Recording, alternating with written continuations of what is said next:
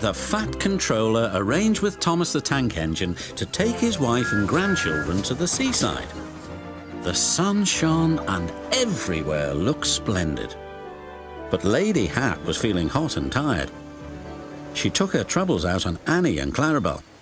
"Those coaches are old and uncomfortable. Why don't you use them as beach huts instead?"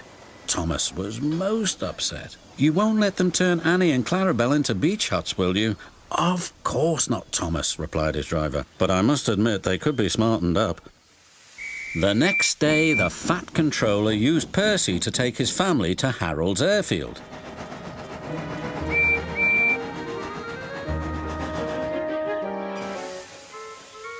They were just about to board Harold when it happened.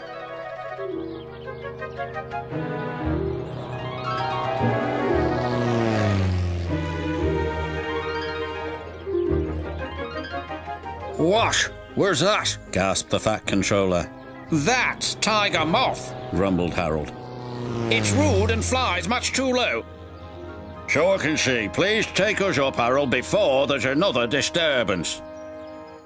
A few days later, Harold arrived at their holiday home with bad news. "It's Tiger Moth," said Harold's pilot. "It's gone missing. Do you wish to join the search with us?" "I think I'd better."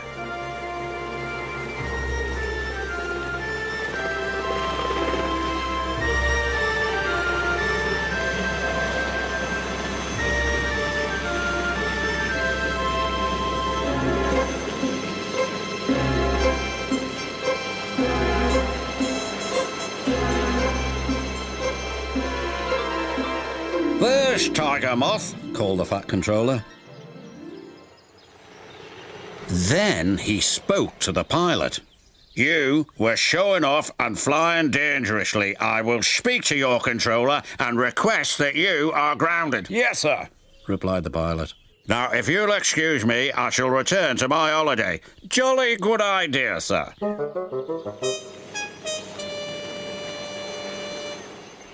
The Fat Controller had arranged to meet up with Toby and Henrietta to take them somewhere special.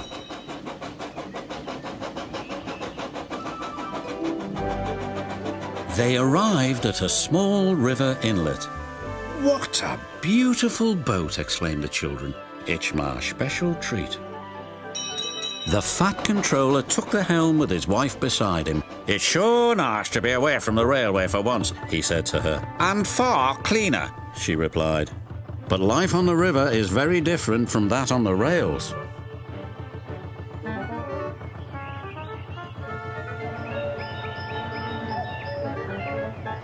The family were enjoying themselves so much that they forgot to watch where they were going.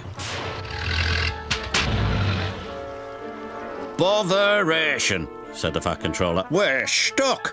And they were. Other boats tried to pull them off the mudbank, but it was no use. Percy saw the commotion and stopped. "Is there anything we can do to help?" called his driver. "Yes, indeed there is," replied the Fat Controller. "This is the life, isn't it, dear?"